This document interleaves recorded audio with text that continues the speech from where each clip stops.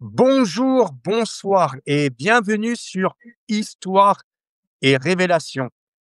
Aujourd'hui, j'ai le plaisir d'accueillir Franck Tonnelier. Il est acteur, auteur, metteur en scène et pédagogue.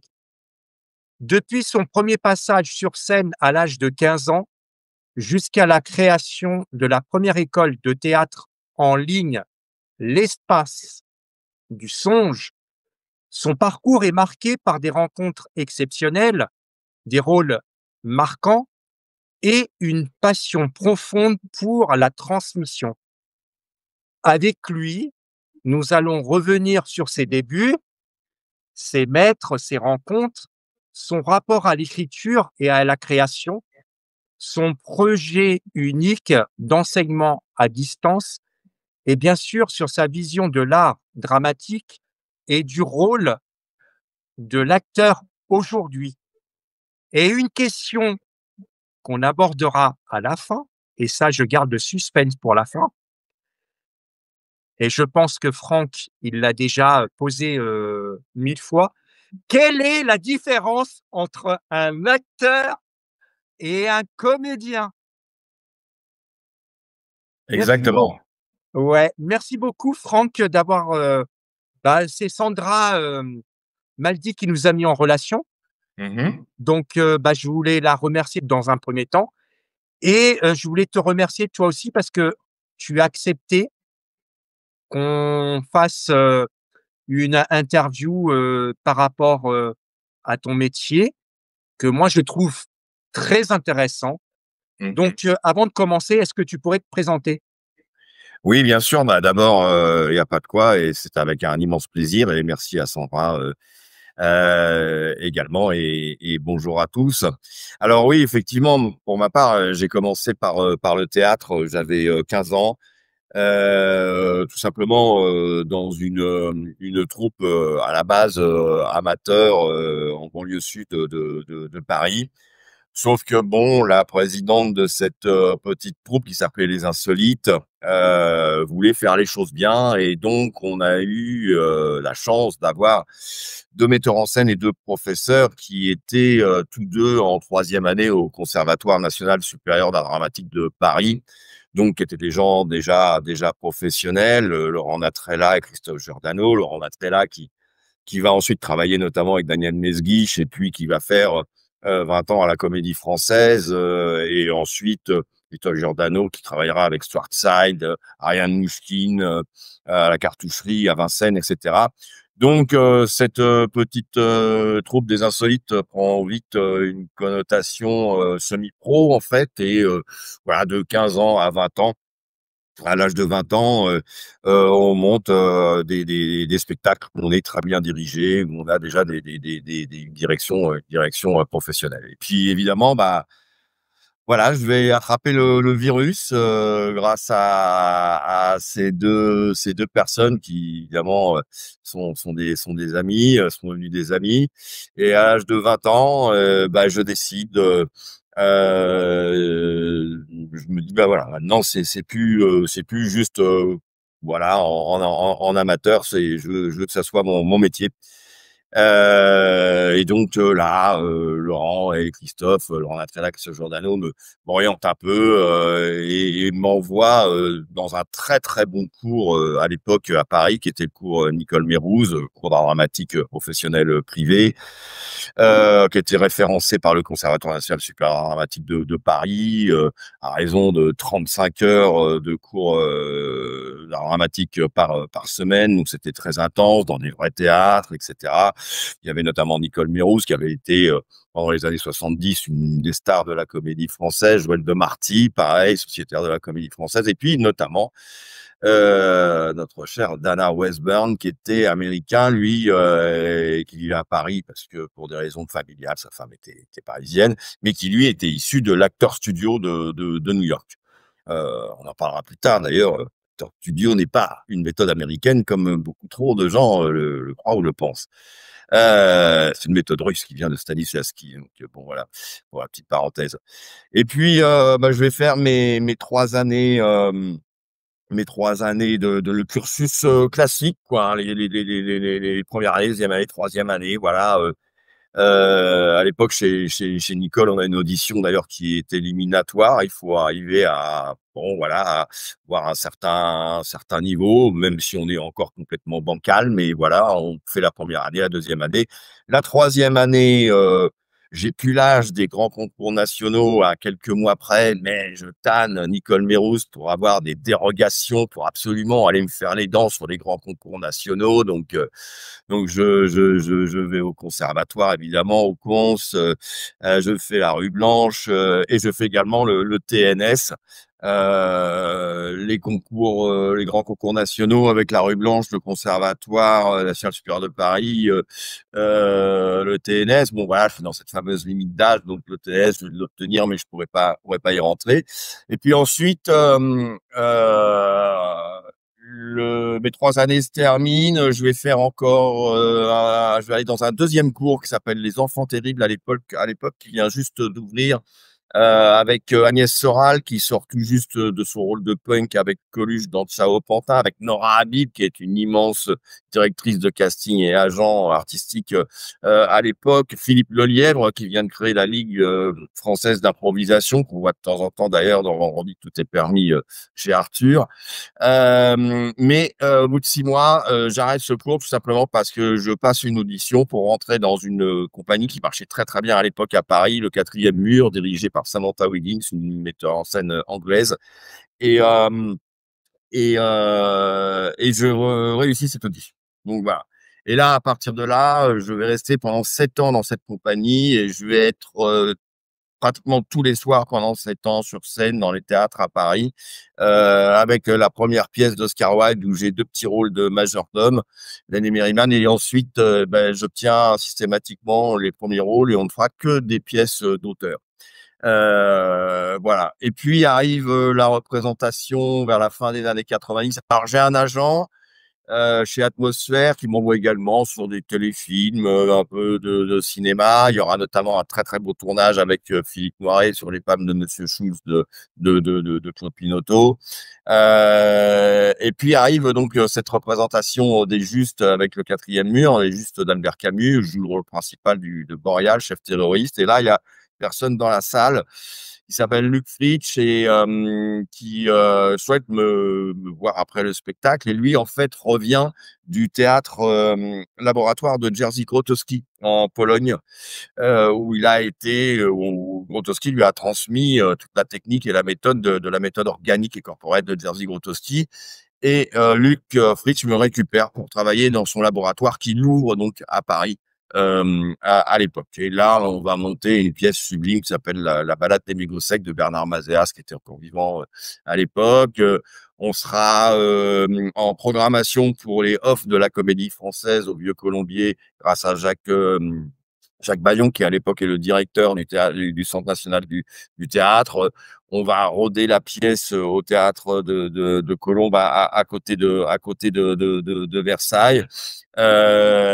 Et puis, bon, ouais, certains événements de la vie vont faire que après il y a la vie et il y a des choses qui parfois éclatent par certaines mésententes et puis moi d'un autre côté j'ai un deuxième rêve dans la vie et là j'ai l'opportunité de vivre ce deuxième rêve et ce deuxième rêve en fait après les planches c'est de rencontrer les Amérindiens dans la forêt amazonienne, c'est de voir la forêt amazonienne et de rencontrer les Amérindiens. En 77, j'ai 7 ans, je vois ça chez mes grands-parents, des reportages sur la forêt amazonienne et les explorateurs, les expéditions, ça, sur la télé noir et blanc à l'époque. Et là, j'ai cette opportunité parce que j'ai un ami qui est en Guyane française et donc je vais partir. Au bout de 10 ans, plus de 10 ans, je pars en 2001 ou de 11 ans de travail d'acteur intensif. Je pars avec un aller simple en Guyane française. Et avec mon frère, on va faire ce reportage qui est sur ma chaîne YouTube. Donc, sur les Amérindiens du Haut-Maroni en Guyane française, qui sont à 500 kilomètres au fond de la forêt amazonienne. À l'époque, ça se passe en 2003. C'est plus du tout la même situation. C'était pas du tout la même situation qu'aujourd'hui. Il y avait encore des traditions et voilà. Et puis en Guyane, je vais être immédiatement rattrapé par le spectacle, mais cette fois, je vais passer de l'autre côté de la caméra, comme on dit, c'est-à-dire que je vais devenir metteur en scène d'une compagnie. On va faire beaucoup de spectacles avec la nuit du théâtre. On va monter des pièces d'auteur là aussi. Ensuite, c'est l'éducation nationale qui m'interpelle, qui me demande donc d'être professeur d'art dramatique pour l'école collège, école primaire, collège et lycée. Je dis OK.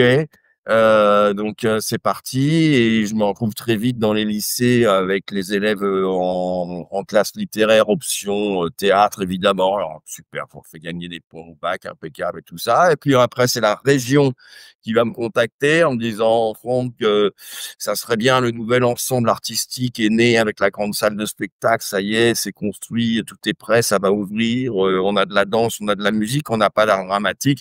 Fais un stage et si ça fonctionne bien, tu auras ton cours d'art dramatique. Bon, je fais un stage sur la méthode de Grotowski. Ça fonctionne super. La performance est également sur ma chaîne YouTube, où on joue cette performance, enfin, les stagiaires, les élèves jouent cette performance dans la grande salle. Et à partir de ce moment-là, on me dit, c'est OK, tu peux ouvrir ton cours. Et là, il faut que je trouve un nom. Et à l'époque, quand j'étais sur scène à Paris, j'allais beaucoup avant le spectacle, derrière le rideau, dans l'ambiance du décor. Et je me mettais en état de songe, d'atmosphère, d'écoute. Ça, c'est la méthode de Peter Brook, c'est l'espace du vide. Et donc, c'est là que le nom de l'espace du songe est arrivé. Voilà, c'est comme ça que le cours a été créé. Il était en présentiel à cette époque-là, et donc je vais avoir mon poste à l'encre et également à l'université de Cayenne. Voilà. Et puis la vie encore fait que je rencontre ma femme à cette époque-là en Guyane, qui est brésilienne. Et puis au bout de 16 ans et demi en Guyane, la Guyane change. Alors à côté de ça, j'ai aussi une entreprise d'audiovisuel où en fait je tourne, je réalise des films documentaires, des clips musique, des publicités, des films institutionnels, etc. Voilà. Et puis donc, au bout d'un moment, la Guyane n'est plus ce qu'elle est et on décide de partir au Brésil. Et je vis actuellement au Brésil, dans l'état de Rio, donc voilà, depuis 6 ans maintenant. Et à partir de là, j'ai rencontré un super gars qui est mon webmaster aujourd'hui. Parce que je me suis dit comment je vais continuer mon travail, etc. Elle m'a dit, il n'y a pas de problème, tu peux faire ça en ligne.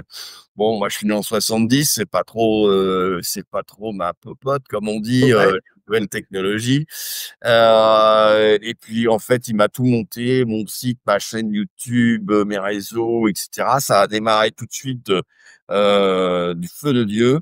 Ça fait 5 ans et demi maintenant que c'est ouvert en ligne. Et en fait, ce qu'il faut bien comprendre, c'est qu'on fait exactement la même chose en ligne qu'en présentiel, quoi. Exactement. Peut-être même plus de D'accord. choses parce qu'on peut enregistrer. Il y a plein de, grâce à la technologie. Et il suffit que l'élève, la personne ait un peu d'espace chez elle et au lieu que je sois devant elle, assis sur une chaise, sur un fauteuil, pour faire la direction d'acteur, ben, je suis à la caméra et la personne est face à la caméra comme on l'est d'ailleurs en télévision ou au cinéma, et on fait exactement les mêmes choses. OK. Voilà, sur un cursus de 3 ans également. L'espace du songe est un cours dramatique professionnel avec un cursus de 3 ans, comme tous les grands. OK.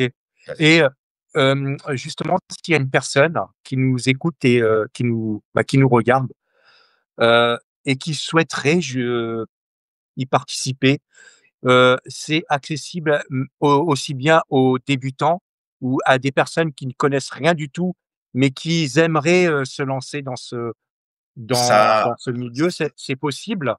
bien sûr, ça va des débutants, strictement débutants, jusqu'à ceux qui souhaitent se perfectionner, parce qu'on n'arrête jamais d'évoluer et on est un acteur, un comédien évolue tout le temps, doit toujours évoluer. D'ailleurs, il y aura début octobre une conférence avec mon grand ami Dimi de Delphes, qui a 68 ans, lui qui a une expérience incroyable, qui a eu la chance de pouvoir diriger Nicholson lors du tournage de Shining, et également Robert De Niro, qui a travaillé avec Grotowski, qui a été pendant 2 ans l'assistant de Grotowski, et qui, pour l'espace du songe, va faire une conférence début octobre sur ces trois expériences-là.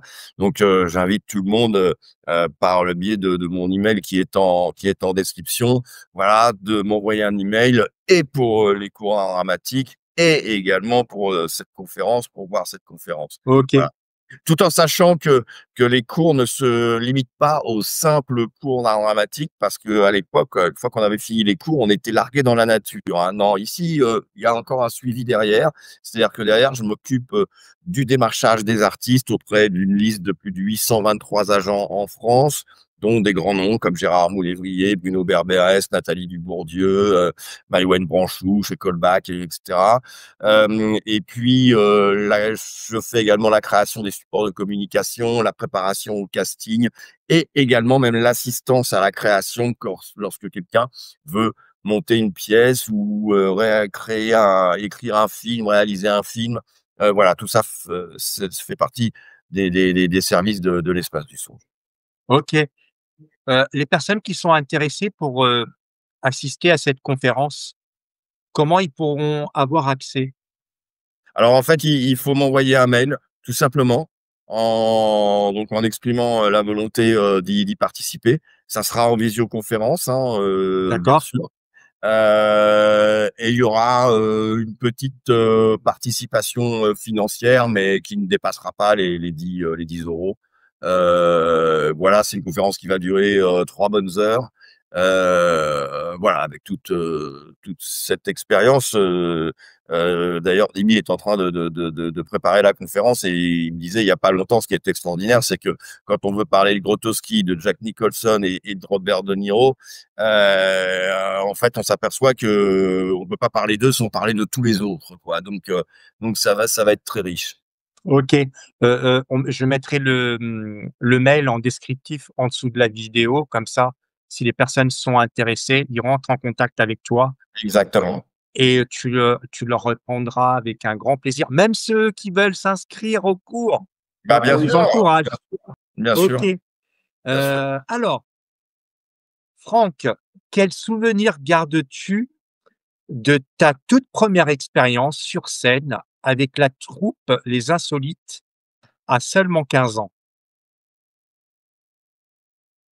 Bah, à l'époque, c'est un copain qui était un voisin, en fait, qui me dit: «Tiens, Franck, il y a une dame très bien, elle s'appelle madame Marcoux, c'est une dame de la commune, de la municipalité, qui a décidé de mettre en place une troupe de théâtre, et sans vulgarité aucune, il me dit tout simplement: «Allez, viens, on va aller faire les cons dans cette troupe-là. Viens avec moi, on va s'inscrire».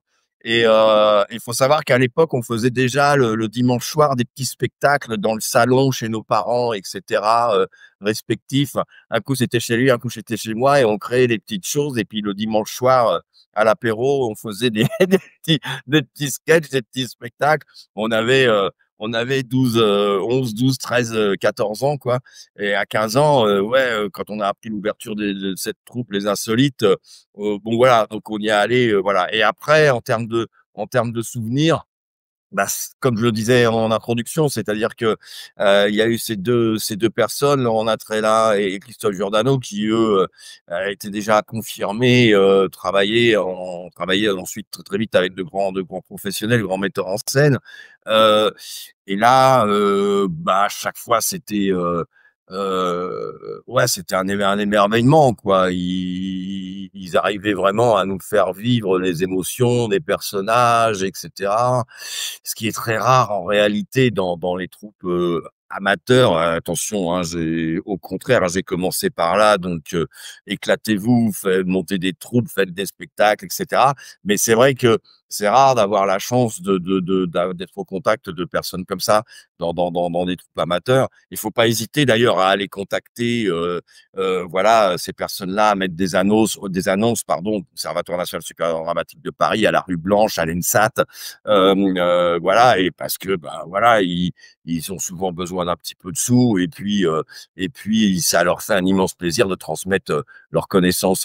Et donc voilà, c'était bon voilà, on abordait déjà le travail comme on le fait ensuite en cours d'art dramatique professionnel. Donc c'était une découverte incroyable, quoi. Yes. Et tu as parlé justement de Natrella. Donc, ton premier professeur, Ouais.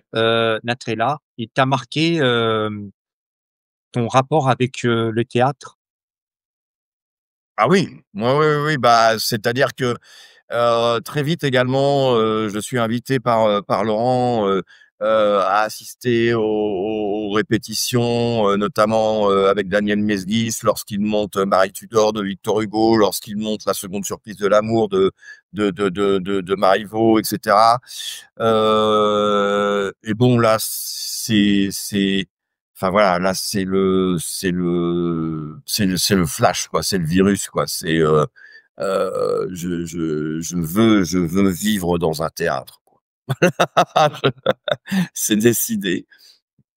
Et pendant ton enseignement, de ta formation, donc pendant des années, qu'est-ce qui t'a marqué le plus avec les cours, de Nicole, Mérouse? Alors, pour le coup, ce qui m'a marqué le plus, c'est la dureté et la difficulté. Parce que autant, bon, dans les insolites, évidemment, Laurent et Christophe étaient très professionnels, et cetera, mais il y avait une vraie souplesse, il y avait une vraie, voilà, ça restait malgré tout, bon enfant, on va dire. Alors qu'à partir du moment où je rentre, chez Nicole Mérouse, on est une promotion d'une trentaine de personnes, hein, 15 filles, 15 garçons. Et là, ça rigole plus du tout, quoi. Là, c'est très dur. C'est plus comme ça maintenant dans les cours dramatiques professionnels, enfin du moins, de ce que j'en sais aujourd'hui. Et d'ailleurs de mon côté, je ne pratique pas non plus, hem, avec, beaucoup d'autorité, mais à l'époque, c'était comme ça. Ils étaient très, très durs. Très, très durs, c'est-à-dire que, bah, ils considéraient que soit petit à petit, il y avait des progrès, il y avait des déclics qui s'opéraient, et cetera, et que donc tu allais être, à même de faire potentiellement un jour, ce métier qui est d'une difficulté, ahurissante, hein, faut pas l'oublier. Ou alors, à un moment, il pouvait te dire, «Bon, tu ferais mieux d'aller vendre des fleurs», quoi. Voilà, et c'était dit comme ça, hein. J'ai notamment vu aux Enfants terribles, Nora Habib envoyer ça un jour à un collègue. Bon voilà. Donc c'était très dur. On avait une minute de retard, la porte du théâtre était fermée, on rentrait plus. On savait pas notre texte. Hop, sors de la scène, s'il te plaît. Tu sais pas suffisamment bien ton texte, c'est pas la peine. On peut pas travailler. Tu peux sortir, s'il te plaît, au suivant.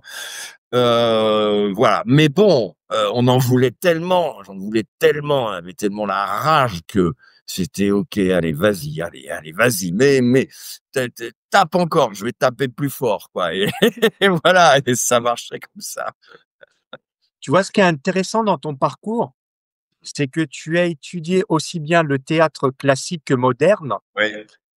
Comment ces 2 univers dialoguent-ils, dans ton jeu d'acteur?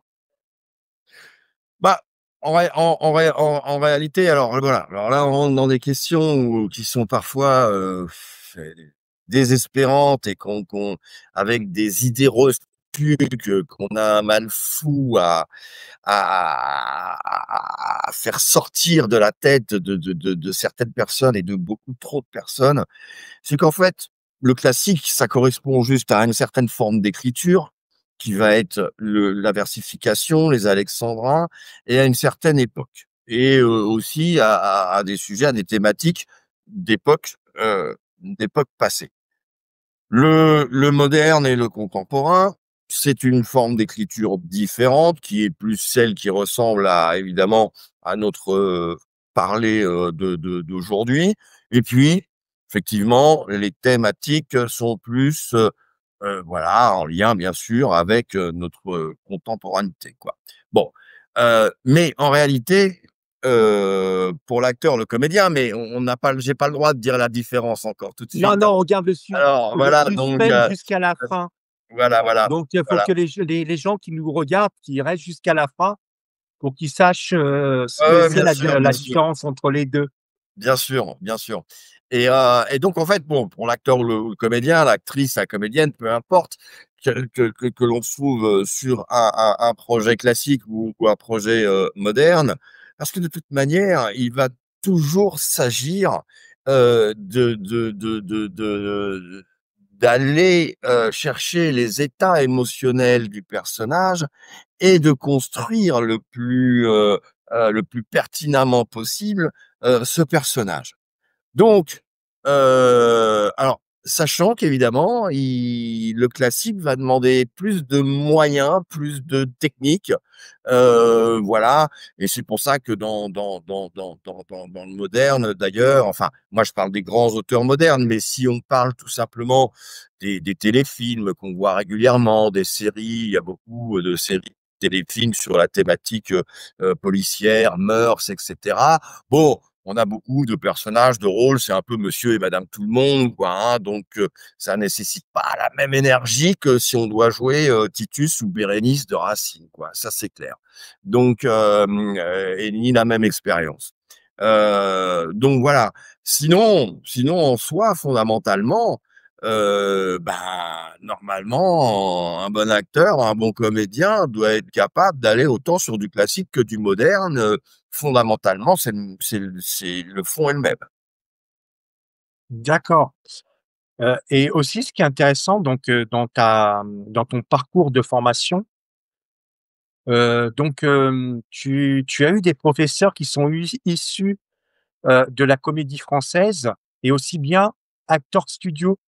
Oui. Qu'est-ce que tu as appris et qu'est-ce que tu as retenu de cette double influence, aussi bien française qu'américaine? Alors, justement, c'est là où à chaque fois que je fais le premier cours avec un nouvel élève, donc qui rentre à l'espace du songe, le premier cours est toujours dédié à l'histoire de l'art dramatique. Il faut comprendre que l'art dramatique démarre à la préhistoire. D'ailleurs, il y a un super ouvrage qui existe depuis le début des années 90 qui s'appelle l'histoire du théâtre en bande dessinée. Je le recommande à tous. C'est fondamental de connaître cette histoire. Ça commence par la préhistoire, ça va évidemment se exploser à l'Antiquité, puis il y aura le Moyen Âge, avec la fin du Moyen Âge, la Commedia dell'arte, puis la Renaissance, et puis le siècle des Lumières avec Molière, Louis XIV, etc., puis la Comédie française, etc., et puis le 19e siècle avec les romantiques, etc., Victor Hugo, euh, et en fait, jusqu'à la fin du 19e siècle, on ne sait pas ce que c'est qu'un comédien. On ne sait pas. La seule personne qui va émouvoir vraiment les gens sur scène, c'est Molière. Et on se dit, mais c'est marrant, lui, quand il est sur scène, on ressent énormément de choses. On a vraiment l'impression qu'il vit la situation, etc. Mais même Molière ne sait pas réellement l'expliquer pourquoi. Il répond que c'est comme ça, il l'a C'est écrit, et naturel? puis c'est naturel, il a tellement écrit la pièce, vu le personnage, et cetera, que voilà.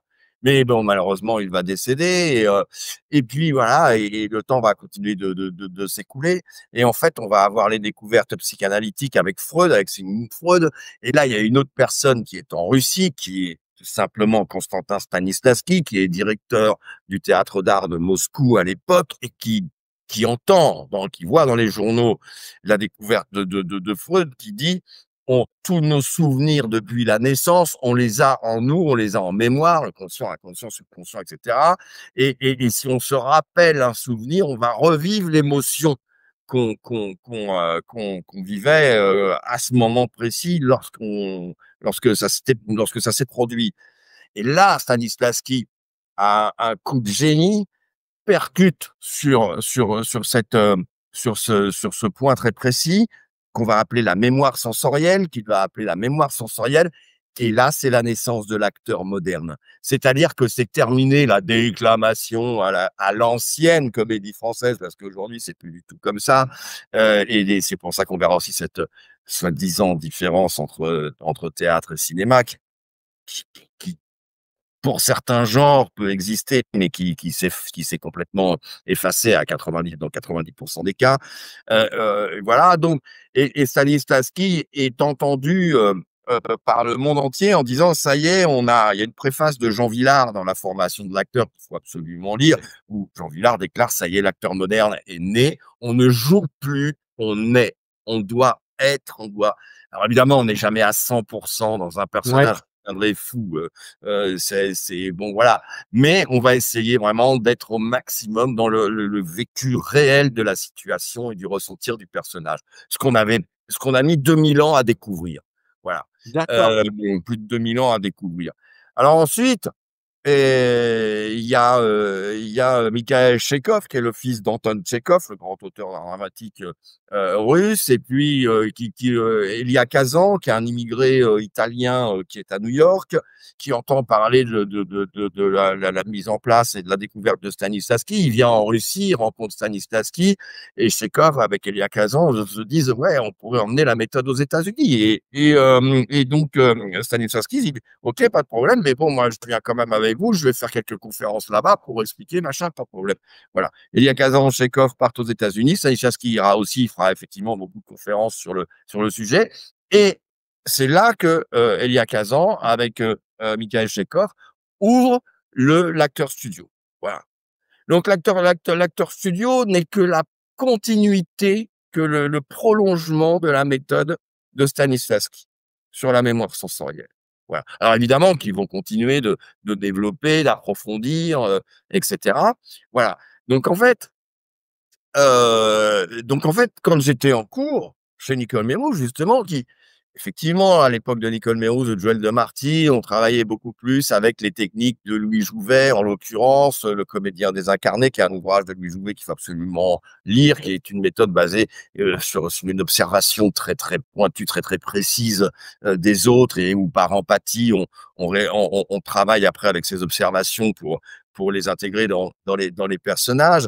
Malgré tout, à l'époque, bien entendu, on est au début des années 90, des gens comme Nicole Mérouz, qui ont été plus de 20 ans à la Comédie Française, Joël Demarty, nous disaient attention, la formation de l'acteur, Stanislavski, c'est fondamental. Moi, je l'ai toujours là, et il est d'origine, il est d'époque, je l'ai toujours à côté de moi, mes notes à l'intérieur, il fallait qu'on lise Stanislavski. Et puis à côté de ça, on avait donc effectivement Dana Westburn, qui lui était issu de l'acteur studio, mais qui nous enseignait exactement la méthode de Stanislavski, quoi. Voilà. Donc encore une fois, tout ça, en fait, c'est qu'une affaire de médiatisation. L'acteur studio, ah, on n'a que ce mot-là à la bouche, parce qu'évidemment, à partir des années 50, années 60, tous les grands acteurs hollywoodiens vont passer par l'acteur studio, pratiquement tous. Alors évidemment, d'un seul coup, pour aller ensuite dans les grands studios de cinéma hollywoodiens, la Paramount, etc., etc. Donc, donc évidemment, Stanislavski en Russie avec le théâtre d'art de Moscou ne pouvait pas rivaliser en termes médiatiques par rapport à une telle industrie cinématographique. Donc voilà, voilà. Donc il y a beaucoup de confusion par rapport à ce sujet à l'origine des méthodes. Parce que, ben, bien sûr, naturellement, on est un peu tous pareils. On se laisse un peu trop avaler par le médiatique, quoi. Et voilà, et on cherche pas plus loin. Donc, c'est un peu C'est dommage. clair. Voilà. Ouais, c'est clair. Et dis-moi, entre Oscar Wilde, Beckett, Tennessee Williams, Jean-Paul Sartre, Ouais. Quelle œuvre a été pour toi la plus difficile à aborder et pourquoi?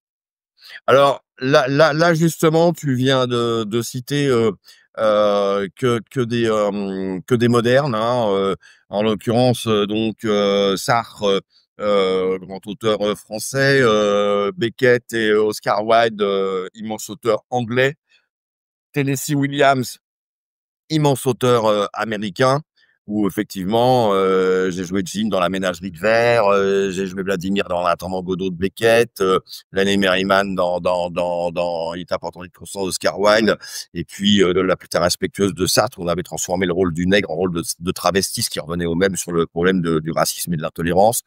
Euh, euh, et en fait, ce qui a été le plus difficile, pour moi, tu ne l'as pas cité. Ce qui a été le plus difficile, c'est lorsque j'ai dû interpréter Titus dans Bérénice de Racine. Donc, un immense classique. Voilà. Immense classique où le rôle de Titus représente un peu plus de 1500 alexandrins. C'est la dernière pièce d'ailleurs que j'ai joué avec le quatrième mur sur un peu plus une quinzaine de productions en gros. Euh, et, et là, ouais, c'était un vrai challenge parce que tenir le rôle principal de Titus pendant presque 2 heures dans ce drame, c'est pas une tragédie, c'est un drame. C'était costaud. C'était costaud. On s'en est très bien sorti. À l'époque, c'était Estelle Franco. Je l'embrasse d'ailleurs. Estelle, si tu regardes cette émission, parce que encore une fois, c'est des personnages qui sont colossaux, quoi, et qui vivent une tourmente émotionnelle incroyable. Donc ça demande énormément d'énergie, de puissance dramatique. C'est voilà. Donc encore une fois, les grands classiques, on peut dire ce qu'on veut, mais ça forge un comédien, ça forge un acteur, hein. Est-ce que tu peux nous raconter, ta rencontre avec Luc Fritsch? Lundfritz, oui. Et qu'est-ce qui a changé dans ta carrière après cette rencontre? Ma Pas mal de choses parce que en fait, comme je l'ai dit en introduction, Luc me voit interpréter le rôle de Borja dans Les Justes d'Albert Camus, et il revient donc d'un séjour, d'un long séjour de 6 mois avec Grotowski au sein de son laboratoire, etc. La metteuse en scène Samantha Willis me dit qu'il y a quelqu'un qui veut me voir après le spectacle. Je finis de m'habiller, de me démaquiller, etc. Je retrouve ce monsieur qui était avec sa femme, Corinne Sylvia Conju, sublime comédienne. Et là, il me dit comme ça, de but en blanc, je veux que vous travailliez avec moi dans mon laboratoire théâtral. OK. Alors bon, on se met au bar du théâtre et la discussion commence, etc. Et bon, moi, la notion de laboratoire théâtral, j'en avais déjà entendu parler, mais voilà, c'était très flou, très vague. Et puis il commence à me parler de Jerzy Grotowski, qu'à l'époque, malheureusement, je ne connaissais pas. Parce que là aussi, Grotowski n'a pas voulu du tout de médiatisation, encore moins contrairement à Stanislavski. Enfin, il a été aussi faire des conférences, quelques-unes aux États-Unis, mais voilà, c'était un puriste, un espèce de moine du comédien, du travail d'acteur. Et ça aussi, c'est bien dommage. D'ailleurs, la méthode de Grotowski en ce moment, devient à la mode, notamment au Canada et au Québec, où il y a de nombreux stages qui se font sur la méthode de Grotowski depuis un certain temps. Bon, et là, moi, je dis OK, hein, c'est une super découverte. Je dis merci, et puis voilà, j'intègre son laboratoire théâtral, et là, je commence à faire du travail de laboratoire. Et là, alors là, on teste tout, quoi. Tout est testé, la respiration, la diction, l'espace, le corps. On essaye de donner une performance sans aucun échauffement et puis ensuite on va donner la même performance avec un échauffement très conséquent, intégrant de la respiration, de la concentration, et on va faire ça 50 fois, 100 fois, et on va s'apercevoir qu'en fait, dans 90% des cas, l'acteur ou le comédien est bien meilleur quand il a eu un échauffement intense auparavant. Voilà. Moi, ça m'a toujours fait un peu, pour rigoler, mais très gentiment, quand j'avais des collègues ou copines, acteurs, actrices, copains, qui me disaient: «Oh, moi, c'est bon, j'arrive, hop, c'est parti, ça part tout seul, etc.» Oui, c'est vrai. C'est vrai, ça peut fonctionner aussi comme ça. Mais malheureusement, on s'aperçoit qu'en laboratoire, qu'en travail de laboratoire, ben, ta performance va être bien meilleure, une fois, l'échauffement, réalisé avec, toutes les différentes, étapes, et cetera. Donc ça, c'est une vraie découverte, et ça même si auparavant, même avant ça, je m'échauffais moi de toute façon énormément, et j'étais un des rares à arriver 3 heures avant l'ouverture du rideau, quoi. Donc bon, voilà. Mais ensuite, évidemment, tout ce travail-là va booster mes performances à suivre, très clairement, et on arrive avec des personnages beaucoup plus solides, et qui vont être notamment, alors ça, c'est la deuxième découverte, c'est la méthode organique et corporelle de Jerzy Grotowski, où là, en plus de la mémoire sensorielle, on va utiliser le corps comme un outil de sensation. Alors ça s'adresse à partir de ça s'adresse à l'acteur ou au comédien à partir du moment où il doit faire un travail de composition. Donc plus je laisse deviner, à l'acteur ou au comédien, on verra ça après. Et là, en fait, c'est le corps, et Grotowski a suivi, la méthode de Stanislavski au Théâtre d'art de Moscou, mais Stanislavski était déjà décédé. C'est ses élèves qui lui ont enseigné, et Grotowski est reparti du Théâtre d'art de Moscou en disant, hem très bien, OK, la mémoire sensorielle, très bien, mais il dit: «Moi, je pense qu'on peut faire l'inverse, c'est-à-dire qu'au lieu de partir des émotions et de la psychologie du personnage, on peut partir du corps pour atteindre, les émotions et la psychologie.» Et effectivement, la méthode est redoutable, elle fonctionne extrêmement bien. Elle permet même de débloquer des gens qui ont des artistes qui ont des blocages, et cetera, dans le travail sur leur personnage. Et ça, c'est une vraie découverte aussi, parce qu'ensuite, bah, en plus d'utiliser la méthode de Stanislavski, je vais la fusionner avec celle de Grotowski pour construire mes personnages.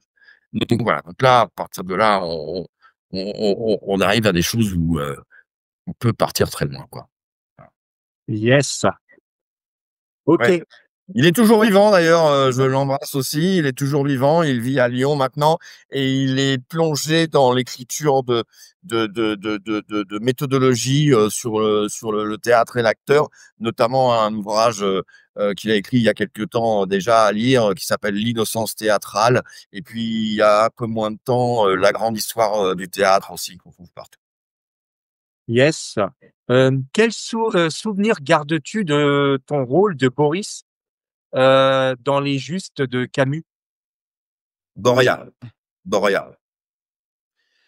Boréal, c'est le rôle principal, effectivement, dans cette pièce de Camus qui est incroyable. Bon, Camus avait, enfin, c'était un auteur vraiment, vraiment génial, quoi. Une écriture, une mise en situation, c'est de l'horlogerie suisse, quoi. C'est vraiment, extrêmement précis et redoutable et imparable. Hem Et en fait, c'est l'histoire, de la révolution russe en 1917, hein, contre les tsars. Il s'agit d'un groupe de terroristes, donc dirigé par Boria, donc c'est le personnage principal, qui va donc, déposer une bombe, jeter une bombe sur le carrosse du tsar qui va passer dans la rue, qui est juste, en bas de l'immeuble. Ils sont dans un appartement très noir, très glauque, complètement vide. Ils sont planqués là, et ils attendent l'arrivée du carrosse, avant d'aller, jeter la bombe, sur le carrosse du tsar. Et en fait, il y a une quand on démarre la pièce à l'époque, Samantha Wiggins, la metteuse en scène, voulait que, pendant 1 minute, le rideau s'ouvrait, il y a, Boria sur scène avec son bras droit, une table au milieu, la scène est pratiquement noire, en pénombre, et pendant 1 minute, il y a pas une parole, il y a pas une réplique. Et on rentre dans cette ambiance-là, d'un seul coup, le public se fige et se dit: «Mais qu'est-ce qui va se passer?» et cetera. Et la pièce après démarre, au bout d'1 minute, hop, les premières répliques, partaient. Et ça, c'est tout le talent d'Albert Camus. Heu et en fait, heu, il y avait une ambiance sur scène et bien sûr qui se dégageait par la catharsis dans la salle. On n'entendait plus une mouche voler dans la salle, façon de parler. Hem, heu, où il y avait cette tristesse slave, cette, mélancolie, cette, cette ambiance très, très, palpable, très, très, très, très dense, cette impression d'être dans une obscurité cotonneuse avec, un manque de respiration. C'est très difficile à exprimer, quoi. C'est vraiment difficile à exprimer. Et cette, et ce on l'a joué pendant, 4 ou 5 mois, enfin bon, tous les soirs et cetera. Et je suis sorti de cette pièce vraiment. Et c'est pas pour, voilà, c'est pas pour faire, pour mépriser qui que ce soit, pas du tout, mais avec en tête: «Je n'irai jamais dans les pays de l'Est. Je n'irai jamais dans les pays de l'Est». C'est Ah, peut-être tu bête, hein, méchant? c'est comme oui. Ah, c'est peut-être bête, hein, j'avoue, c'est peut-être, mais j'ai été tellement marqué par cette ambiance qui est tellement bien reconstituée dans l'écriture d'Albert Camus, dans les situations et cetera, que pour moi, d'un seul coup, j'ai eu cette image des pays de l'Est, des pays vraiment froids, avec cette mélancolie. D'ailleurs, cette fameuse mélancolie, on la retrouve chez Tchekhov également. Là, bien sûr, hein, voilà. Et vraiment, ça m'avait tellement imprégné, que voilà, et d'ailleurs, je ne suis jamais allé dans aucun pays de l'Est. J'ai un Ça veut pas dire que je n'irai pas, hein, et ça veut pas dire que j'ai pas la curiosité d'aller voir. Bien au contraire, hein, j'aimerais beaucoup voir Encore heureux, hein, beaucoup de choses, bien sûr, bien sûr. Non, mais c'est pour dire à quel point, ça t'a voilà, marqué. voilà une fiction, quoi, une fiction, qui était extrêmement bien mise en scène aussi par Samantha Wiggins et cetera. On avait été très, très bien dirigé et cetera. Bon, mais où d'un seul coup, en fait, dans les 3 dimensions de l'espace, scénique, tout ça explose, ressort, émerge, et impacte le public. Et je me souviens du public qui sortait, mais complètement, ils étaient ailleurs, hein. Ils avaient l'impression, d'être partis en 1917 et avec les terroristes et cetera. Et ils mettaient un certain temps à s'en remettre en sortant du théâtre. «Ah oui, on est à Paris. Ah ouais, d'accord», et cetera. Voilà. Voilà, ce qu'on peut, ça, c'est quand ça se passe très, très bien. Et puis, c'est pas vrai uniquement qu'avec Albert Camus, d'ailleurs, avec, tous les grands auteurs, généralement, quand c'est bien monté, ça fait mouche, hein. Et si tu devais, résumer ton parcours en 3 mots, lesquels choisirais-tu?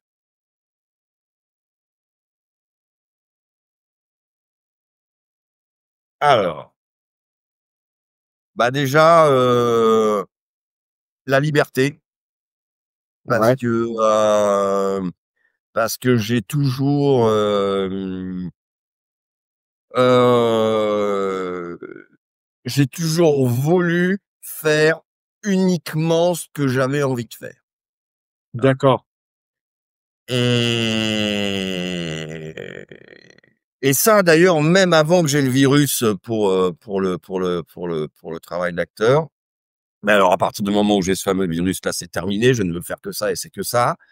Donc l'art dramatique, faut bien comprendre que c'est pas les drames, hein. L'art dramatique, ça inclut le théâtre, le cinéma, la comédie, la tragédie, c'est tout ça. L'art dramatique m'a permis d'avoir cette liberté, m'a donné cette liberté. Autant dans la vie que, bien entendu, face à un public dans l'espace scénique, donc cette liberté de donner, des émotions à des gens, voilà, qui viennent après leur journée qui a été plus ou moins facile, plus ou moins difficile, voilà. Donc cette liberté. La deuxième chose, le 2e mot, ça serait, l'imaginaire. Ça, c'est parce que tout ce travail-là, évidemment, développe énormément l'imaginaire parce que l'on a besoin de l'imaginaire pour être créatif, quoi. Il y a pas Hein, il y a pas à tortiller, on a besoin de l'imaginaire pour être créatif et c'est vrai que, bah, l'imaginaire, c'est une liberté mentale, c'est une liberté, psychologique, c'est une liberté, émotionnelle aussi, donc c'est très sympa. C'est pour ça qu'aujourd'hui, j'écris également effectivement, enfin un long métrage, un roman et cetera. Bon, voilà. Et le 3e mot, bah, c'est la passion, quoi. C'est la passion, c'est on est forcément meilleur là où on est passionné, quoi. Voilà. Et c'est pour ça que c'est peut-être pas toujours évident dans nos sociétés d'aujourd'hui où on se dit: «Bon, vaut mieux aller vers la sécurité et pas essayer de trop, déborder parce qu'on sait jamais ce qui peut se passer». Bah, ouais, mais on s'épanouit en réalité que par ce qui nous passionne. Il y a pas là aussi, il y a pas photo, quoi. Ouais. Alors j'ai une dernière question sur cette partie Mmh. de ton parcours. C'est une question, il y en a 2. Lors de la cérémonie des Molières en 93, Mmh. tu as rencontré différents personnages. Mmh. Comment as-tu vécu ce moment? Et puis, par la suite aussi, heu, qu'as-tu ressenti de ton face à face avec, Philippe, Noiret? Alors, c'est deux choses différentes, mais 2 firan différentes, ouais. c'est vrai que il y a un lien. Alors, 1993, je suis en 3e année donc chez Nicole Merrouz, et il y a un monsieur très connu qui s'appelle Jean-Luc Moreau qui débarque au cours, au théâtre Tristan Bernard.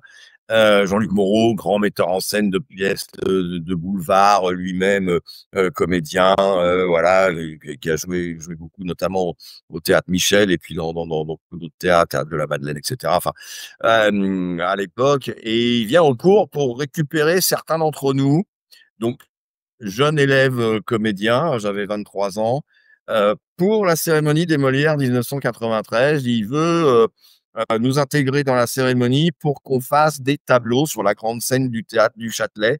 On fasse ce qu'on appelle des tableaux qui vont servir de transition entre les différentes, récompenses et donc là, c'est une année, c'est une cérémonie des Molières, rare puisque on a notamment Laurent Terzieff, qui est nominé pour, le meilleur acteur, meilleur comédien dans Temps contre temps de Ronald Harwood, qu'il jouait, à ce moment-là au théâtre de l'Atelier, place Charles Dulin et également, il y a une 2e nomination, pour cette pièce. Je crois que c'est au niveau du décor, bon voilà, mais lui en tout cas attend un Molière pour, le Molière du meilleur acteur. Bon, alors il y a Laurent Terzieff. Laurent Terzieff, encore une fois, c'est quelqu'un qui, dès lors où la nouvelle vague au cinéma est arrivée, lui, il a pris un peu un biais et il est allé, fondamentalement vers le théâtre. Mais ça a été, l'un des plus grands acteurs au monde. Même des gens comme Depardieu d'ailleurs ont déclaré ne pas pouvoir être face à Laurent Terzieff, bon voilà, c'est des personnes c'était quelqu'un qui atteignait un degré de métamorphose, impressionnant. Il y a eu lui et puis il y a eu Sir Laurence Olivier aussi en Angleterre. C'était les 2 qui étaient à peu près capables d'un tel niveau de voilà. Terzieff rentrait sur scène, on avait l'impression que le personnage sortait du bouquin, quoi et il y avait toute la salle qui faisait: «Oh!» voilà. Donc, moi, je suis émerveillé, mais pas que moi, tout le monde est émerveillé, évidemment, devant Laurent Terzieff. D'ailleurs, à cette cérémonie, il y a également évidemment, tous les grands professionnels, il y a Michel Serrault, Claude Rich, etc. Enfin, voilà. Et Edwige Feuillère, qui commence à être très âgée à l'époque, elle commence à avoir du mal à marcher, mais je me souviens avoir été à côté d'elle, derrière les pendrillons, en entrée de scène, et puis elle me montrait Serrault, et puis elle me disait, tiens, lui, je l'ai connu en culotte courte. Bon, voilà. Mais ceci dit, Molière, ça c'est un pléonasme avec Terzieff. Terzieff va faire ce fameux discours. Il reçoit, donc il a évidemment le Molière du meilleur acteur, etc. Et il va faire un discours où il n'y a plus personne qui fait un son, qui chuchote dans la salle. Ce discours sur l'acteur que j'ai et que je lis de temps en temps à mes élèves, qui est un discours fondamental sur notre travail. Et il va scotcher tout le monde, et nous, on est dans les coulisses, on regarde, et voilà. Et je me dis, un jour, faudra que je le rencontre, quoi. Voilà. Et effectivement, bien des années plus tard, en 97, je vais le rencontrer, et je vais pouvoir avoir un lien de discussion avec Laurent Terzieff, où il m'invitera à voir ses pièces, et où après la pièce, on se retrouve donc pendant 1 heure et demie, 2 heures, on va boire un verre ensemble et on discute. Et à chaque fois que je sortais de ces conversations avec Laurent Terzieff, j'avais l'impression d'avoir pris 10 ans de formation de plus encore en 2 heures. Donc, bon, c'était quelqu'un absolument formidable, d'une humilité extraordinaire, un vrai artiste. Voilà. La dernière fois qu'on l'a mis au cinéma, c'est dans début des années 90. Il jouait le rôle de l'anarchiste dans Germinal, lorsque Renaud, le chanteur, avait été donc casté pour jouer dans Germinal. Et Terzieff a une toute petite apparition où il joue les ouvriers, les mineurs sont réunis dans ce vieux bar ouvrier, etc. Ils pensent qu'ils vont réussir à dompter la bourgeoisie qui les domine, etc. Et Terzieff, d'un seul coup, leur répond: mais vous ne comprenez rien, vous n'y parviendrez jamais, vous n'avez pas compris qui ils sont. Il a cette espèce de voix qui perce, qui fend l'écran, qui déchire l'écran quand on voit la scène au cinéma. Bon, voilà, on est à très très très haut niveau d'interprétation. Mais quand tu parles justement de Terzieff, heu, on voit que tu as les yeux qui pétillent parce que c'est un personnage qui t'a beaucoup marqué.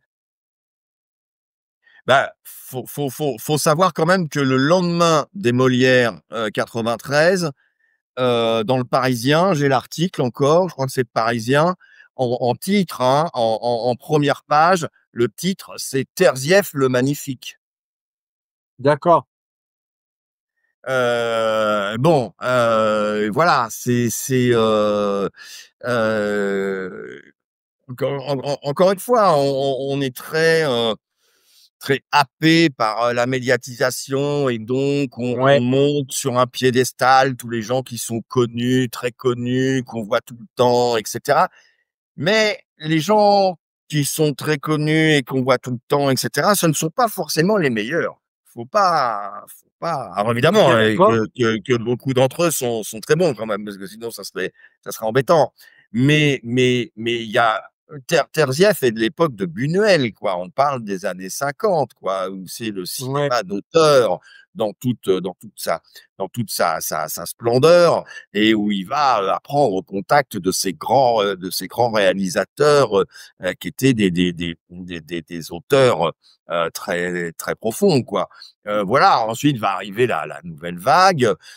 Bon, le cinéma ne l'intéresse plus. Le cinéma ne l'intéresse plus, et il va monter il va être au théâtre, il va se réfugier entre guillemets au théâtre, mais il vient d'abord du théâtre, mais il va retourner au théâtre. Euh, Avec sa femme, Pascal de Boisson, et son plus grand ami, Richard Rodenbach. Malheureusement, bon, paix à leur âme à tous les trois. C'est Terzieff qui est parti en dernier, mais ah non, c'est Richard Rodenbach qui est parti en dernier. Il y a pas si quelques années de ça. Et voilà, et ils montent leurs pièces entre eux, et ils ne vont monter que des pièces de grands auteurs, et d'ailleurs que des pièces d'auteurs contemporains, parce que Terzieff aime bien parler de l'époque, de l'époque actuelle, même si c'est les contemporains, il n'y a pas que des thématiques sur l'époque actuelle. Voilà. Mais euh, mais euh, mais voilà, Terzieff est connu par toute la profession. C'est quelqu'un qui est admiré depuis ses débuts par toute la profession. Malheureusement, du grand public, quand on dit Laurent Terzieff, on sait C'est pas ça. trop. À part les anciens, moi je me souviens de mes grands-parents, ma grand-mère qui me disait ah Laurent Terzieff, c'est bravo. Voilà. Et pour faire court, Philippe Noiret, Alors, Philippe Noiret, c'est une rencontre où en fait mon agent m'envoie sur le tournage des Palmes de Monsieur Schulz. On est fin des années 90. C'est un film qui est réalisé par Claude Pinoteau. Claude Pinoteau, tout simplement, ça tout le monde va s'en souvenir, réalisateur de La Boum avec Sophie Marceau. Bon, voilà, Claude Pinoteau qui là se lance dans un film un peu historique puisque Les Palmes de Monsieur Schulz, il s'agit de l'histoire de Pierre et Marie Curie, de la découverte du phosphore par Pierre et Marie Curie, et donc il y a sur le tournage Isabelle Huppert qui joue Marie Curie, et puis Charles Berling qui n'était pas encore connu à l'époque d'ailleurs, qui joue Pierre Curie, et puis Philippe Noiret qui joue un peu le contradicteur scientifique de cette découverte, et on tourne dans l'immense amphithéâtre de la Sorbonne qui est magnifique. Il y a tout un tas de figurants en costume d'académiciens des sciences du 19e siècle à l'époque, et tout ça. C'est un très, très gros tournage, grosse équipe. Voilà. Et puis, moi, je suis envoyé par mon agent comme ce qu'on appelle acteur de complément. Donc, voilà. C'est-à-dire que bah, s'il y a un plan à faire, à rajouter une séquence sur le moment du tournage, voilà, c'est l'acteur de complément qu'on vient chercher, quoi. Et puis bon, moi, j'ai 3 jours de tournage. Donc, premier jour, évidemment, bah, je viens très près du plateau, voilà. Et puis l'anecdote est très simple. Charles Berling, et ça, c'est très long le cinéma, hein, c'est voilà, Charles Berling est assis dans un coin, en train de manger une tablette de chocolat. Il me voit, il me dit, bah tiens, tu veux un morceau de chocolat? Je lui dis, bah, je fais écoutez, avec plaisir, pourquoi pas? Mais je m'assois, voilà. Philippe Noiret arrive, et puis il me dit, mais toi, t'es là pour, t'es comédien, enfin, t'es pas dans les figurants. Mais je lui fais non, enfin, je suis entre les deux, quoi. Je suis acteur de complément, quoi. Et il me fait ah, d'accord et tout. Il me fait tu viens d'où et tout ça. Alors je lui dis bah j'ai commencé par le cours Nicole Méroux, et là il me fait oh Nicole. Et là, je le regarde, je lui fais, bah, vous la connaissez, eh ben, mais comment, Nicole, on va, bien sûr, alors comment va-t-elle et tout ça. Alors, moi, je lui réponds, mais ça fait déjà quelque temps que je suis sorti de cours et que maintenant, voilà, je joue constamment au théâtre, etc. Et donc, j'ai plus trop de nouvelles, etc. Alors, bah, bon, alors là, ça s'emballe, on part dans une discussion, etc., machin, etc. Et le troisième jour de tournage, ils terminent une séquence, ils font sortir tous les figurants de l'amphithéâtre, et ils me disent Monsieur Tonnelier, vous allez faire une séquence avec Monsieur Noiret. Voilà. Et là, j'ai dit comment? et, euh, et voilà, et oui, oui, voilà, c'était une belle séquence, hein, en gros plan, champ contre champ avec lui, etc. Où moi, je venais le contredire dans sa propre contradiction, etc. Et donc ils installent toute la séquence, tout le plateau. À l'époque, on tournait en 35 mm, hein, c'était les grosses caméras Panavision, voilà. Je me retrouve avec avec le pavillon énorme de la 35 mm à 5 centimètres du visage, lui pareil, voilà. Et puis il me dit, bon, c'était un bonhomme, hein, Noiret, hein. Et il me dit, bon, tu te souviens de ce que disait Gabin? Je fais, oui, je crois me souvenir qu'il disait, voilà, jouer la comédie, c'est facile, tu me parles, je te réponds, quoi. Exactement. Voilà. Je te parle, tu me réponds. Voilà. Et paf, la scène est partie, action, machin. Moi, j'ai tout laissé aller de toute, entre guillemets, de tout ce que j'avais accumulé pendant toutes ces années d'expérience et de formation, etc. J'ai tout laissé aller. Euh, et Pinotto a fait couper. On en a fait qu'une et elle est dans le film. Voilà. Voilà. Cool. Et ensuite, Noiret a commencé à me dire, bah écoute, voilà, si tu veux venir sur d'autres tournages où je suis, on pourrait continuer de discuter, puis on verra s'il y a des choses, etc., machin. Et là, je suis parti. En fait, j'ai bifurqué en partant en Amérique du Sud, en partant en Guyane française. OK. C'est vrai Ouais. que, Philippe Noiret était un personnage, assez intéressant. Ouais, Il avait un charisme, aussi bien, des 2 côtés, c'est-à-dire aussi bien au cinéma qu'au théâtre bien sûr, bien sûr. et je l'ai trouvé beaucoup plus intéressant au théâtre qu'au cinéma. Il pouvait plus s'exprimer au théâtre. Il vient de là et c'est avant tout un comédien et c'est pas parce qu'il est au théâtre que c'est un comédien. Mais c'est quelqu'un qui a toujours préféré les rôles de composition plutôt que d'interpréter un personnage avec uniquement ce qu'il représentait. Mais évidemment, concernant sa présence, faut savoir que c'était un grand bonhomme, hein. C'est clair. C'était quelqu'un de très, très, très, très élégant et très massif. Voilà, avec une voix aussi. Il avait une voix. Voilà, il est de cette époque où d'ailleurs on disait, voilà, un comédien, un acteur, faut qu'il ait une voix, faut avoir une voix, etc. Maintenant, c'est des choses qui sont un petit peu passées, voire dépassées pour certains, pas tous, ça dépend. Après, il y a différentes notions.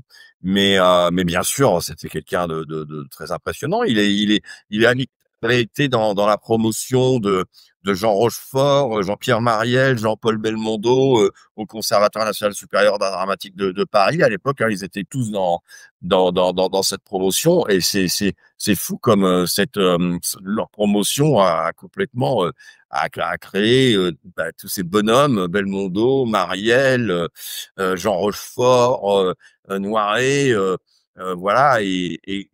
Et encore une fois, c'était des gens qui à l'époque se prenaient pas du tout la tête. Enfin, moi, que cette rencontre avec Noiret, voilà, j'ai trouvé un type d'une gentillesse extrême, d'une humilité énorme. Voilà, c'était avec une envie pareille de transmettre, de communiquer, voilà. Voilà, moi j'aime beaucoup les artistes de ce genre-là, de De cette, cette trempe, ouais, moi de cette aussi. trempe-là. Voilà. Yes. J'ai encore une dernière question pour cette Ouais. partie avant de passer, sur le plus important, donc à l'espace du songe. Mhm. Hem, Qu'est-ce qui t'a poussé à écrire ton premier long métrage, L'homme arbre? Mhm. Alors c'est une vieille histoire parce que j'écris L'homme arbre en 97, je crois. Ça va me prendre 2 ans d'écriture. J'écris seul et en fait, c'est c'est c'est issu en réalité, même complètement inconsciemment, je le sais aujourd'hui, de cette fabuleuse histoire écrite par Tolkien qui est Le Seigneur des Anneaux. Et où dans Le Seigneur des Anneaux, on a ces fameux Ents qui en réalité dans la mythologie s'appellent des Zénides et voilà, qui sont complètement en discordance, en désaccord avec la société humaine telle qu'elle est en train de se construire et de se modeler. Et donc, moi, je vais pas du tout partir sur une thématique telle que celle du Seigneur des Anneaux, mais j'ai un autre synopsis que je vais pas dévoiler ici, bien sûr, puisque en fait, je l'ai d'abord écrit pour le cinéma sous forme de scénario, mais c'est un film qui demande énormément de moyens, énormément de budget. C'est du domaine de grosses productions et de grands réalisateurs. Et donc, j'ai décidé là de le transformer en roman afin qu'il puisse être édité et que à partir du livre, il puisse éventuellement y avoir une adaptation au cinéma. Donc, et c'est que l'adaptation au roman est quasiment terminée. D'ailleurs, je fais un petit appel aux éditeurs s'ils veulent bien me contacter pour ce projet. On est déjà en contact avec certains éditeurs. Je dis on parce que là, je fais l'adaptation avec quelqu'un qui m'aide à adapter. Euh, Léonard Vicari, qui est un personnage, quelqu'un de super qu'on verra forcément un jour ou l'autre sur le devant de la scène, que ce soit dans l'écriture ou dans la réalisation.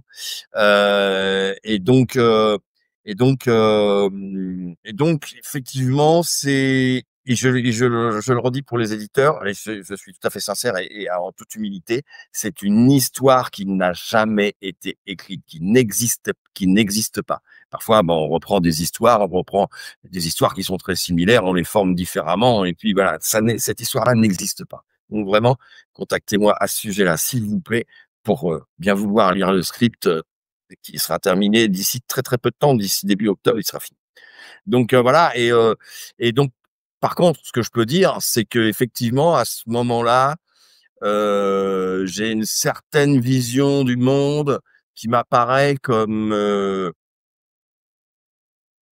où je sens que en Europe notamment, ça va pas déjà dans les années 90, hein, ça va continuer à pas tourner rond et ça va tourner de moins en moins rond. Voilà.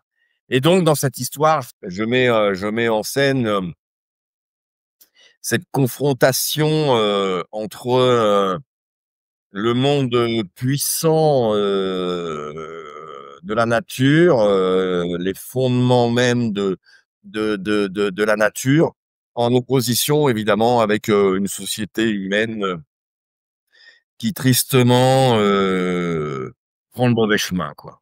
Voilà. Yes. Alors, on va terminer donc, maintenant sur cette partie, donc on va parler de l'espace du songe. Quelle est la philosophie qui guide cette école justement? Alors, ça c'est une question importante.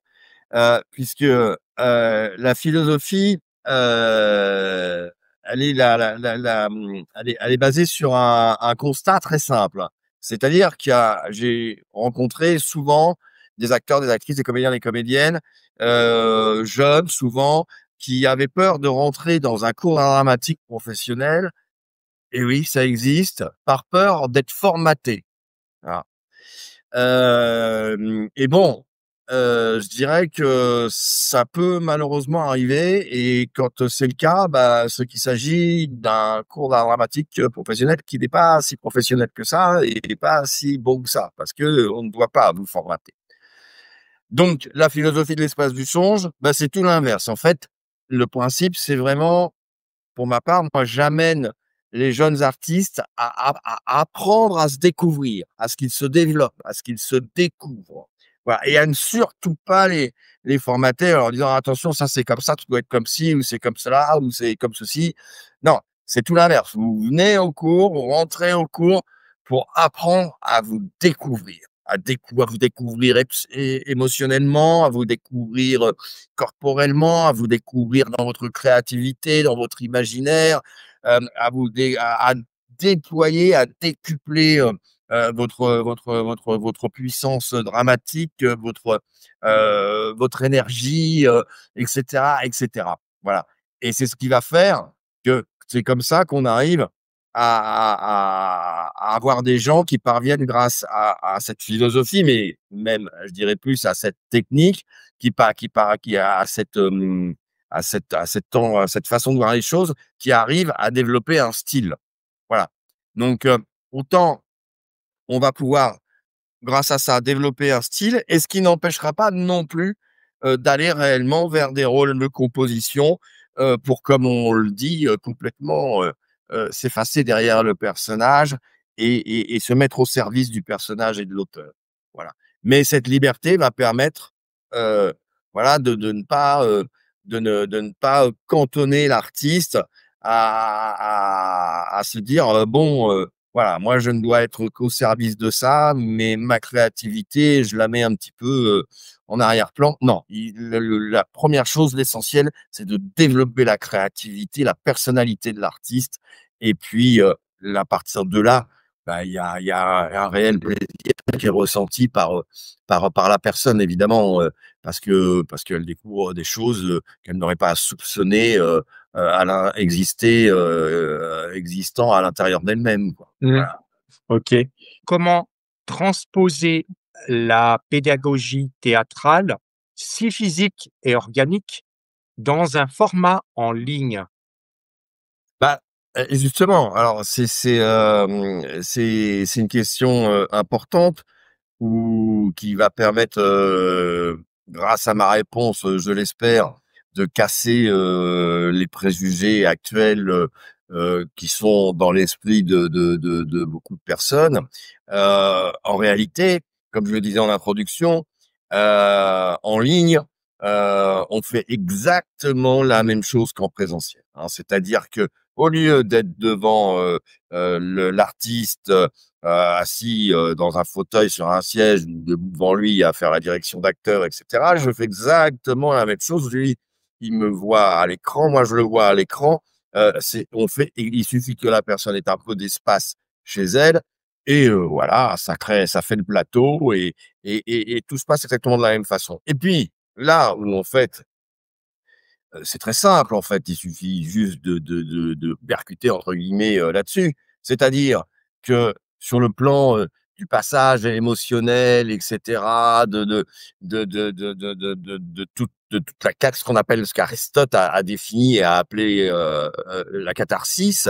La catharsis quand vous allez au cinéma, sur un écran de cinéma, c'est que de la lumière, hein, c'est de la lumière et des couleurs. Quand vous regardez un film, une émission à la télé, c'est pareil, c'est des pixels. Bon, avant c'était cathodique, maintenant c'est numérique Ouais, et et en fait, qu'est-ce qui se passe? C'est les acteurs, ils sont pas là. Les acteurs, ils sont, sur un autre tournage où ils boivent un café tranquille en terrasse, hein. Et pourtant, vous vivez l'histoire, la catharsis se produit. Et ben, c'est exactement pareil en ligne. C'est-à-dire que moi, mes acteurs, mes actrices, mes comédiens, mes comédiennes, on vit les émotions des scènes sur lesquelles ils travaillent, des personnages sur lesquels ils travaillent, de la même façon que si j'étais avec eux dans la pièce. Voilà. Ça se passe comme au cinéma. yes, sauf qu'on est à distance, comme on dit. Eh ben oui, mais c'est ça qui est génial. C'est Ouais, que c'est ce que permet justement, ce que permettent les nouvelles technologies, quoi. C'est-à-dire que, avant, c'était impossible. Moi, à mon époque, début des années 90 et même toutes les années 90, bah, on pouvait pas le faire par téléphone. Ça, par contre, ça, c'est sûr, ça marchait pas. Voilà. ouais, Dès lors où il y a eu, les possibilités de visio, conférence, problème. c'est ça et surtout pour ma part, c'est super important et tout simplement parce que je fais des interviews, avec, des personnes qui font le tour j'ai déjà fait plusieurs fois le tour de la terre. La preuve, c'est que toi et moi, nous sommes, à une distance, de combien de kilomètres? 11 000. Tu vois? Donc c'est incroyable la technologie. Heureusement qu'il y avait la technologie pour ça. Il y a des pour certaines choses que c'est, très intéressant et justement, le jour qu'on s'est contactés, tous les 2, j'avais fait les tours le tour de la terre parce que juste après, j'étais en contact, à Bali. Mmh, Donc tu vois, c'est quand même incroyable. bien sûr. Je voulais revenir donc ma prochaine question, tout le long, de l'interview, tu as parlé d'un personnage et je pense que ce personnage est très important pour toi et Comment intègres-tu la méthode de Grotowski dans ton enseignement numérique? Ah bah, c'est très simple, hein. C'est-à-dire, encore une fois, exactement comme en présentiel, c'est-à-dire, il faut de l'espace, hein, pour la méthode de Grotowski parce que c'est une méthode physique, donc faut beaucoup marcher dans l'espace pour, arriver à mettre en place toute la construction corporelle du personnage et donc, bah, l'élève évolue, dans l'espace face à la caméra et moi je le guide au fur et à mesure en lui faisant appliquer, ce qu'on appelle la méthode segment par segment de la construction corporelle. Voilà, il y a, encore une fois, c'est exactement comme si j'étais avec lui dans cet espace. Yes. Euh, voilà, et je dirais même mieux. Petite parenthèse très rapide, j'ai fait au mois de novembre l'année dernière un stage à Paris dans le quartier de l'Opéra, où il y avait plus de 24 personnes, il y a de la moitié d'intervenants professionnels et le reste de mes élèves. Je vais mettre les élèves face aux professionnels. Cela a tellement bien fonctionné, je m'y attendais pas, que ça a donné lieu à la création d'une compagnie théâtrale de production qui existe maintenant, qui s'appelle la Nef des Fous. Voilà. Et nous répétons actuellement en visioconférence. Parce qu'on est en train de monter la première production, là, sur des monologues d'Alan Bennett, d'ailleurs. Nous répétons actuellement les premières répétitions, là. Ensuite, on se retrouvera en présentiel pour les filages, etc. Mais les premières répétitions se font par visioconférence. Ça ne pose aucun problème. Voilà. D'ailleurs, j'appelle également, les professionnels qui veulent bien nous soutenir, notamment les directeurs de salle, pour nous accueillir, pour lancer cette première production, sur ces monologues, très très puissants d'Alan Bennett, qui est toujours vivant d'ailleurs, on le remercie. Et pourquoi ce personnage et pas un autre? Quel personnage? Bah, Grotowski, pourquoi lui, Ah, mais pas un Grotowski. autre? Alors, Grotowski, c'est pas un personnage, c'est un des plus grands méthodologistes de l'art dramatique avec Stanislavski, hein. On a vraiment les deux piliers. Stanislavski, bien entendu, en premier, qui déclenche toute la méthodologie de l'acteur moderne avec la mémoire sensorielle. OK. Bien plus tard, arrivera Grotowski. Grotowski est décédé, entre guillemets, il y a pas très longtemps. Il décède en 1999. C'est pas si vieux que ça. Mais voilà, il va, comme je l'avais dit un petit peu en amont, je crois, Ouais. il va inverser la méthode de Stanislavski, c'est-à-dire qu'au lieu de partir des émotions et de la psychologie pour arriver à un résultat corporel, final, structuré du personnage, lui, il va partir du corps pour arriver aux émotions et à la psychologie du personnage. Donc, euh, donc voilà. Après, on a d'autres méthodologies. On a Peter Brook, on a Jouvet, on a Antonin Artaud, bon, il y a Messner également. Puis lui, c'est tout un travail sur l'hypnose, etc. Mais voilà, mais les deux grands piliers, c'est vraiment Stanislavski et Grotowski. Avec Grotowski qui, malheureusement,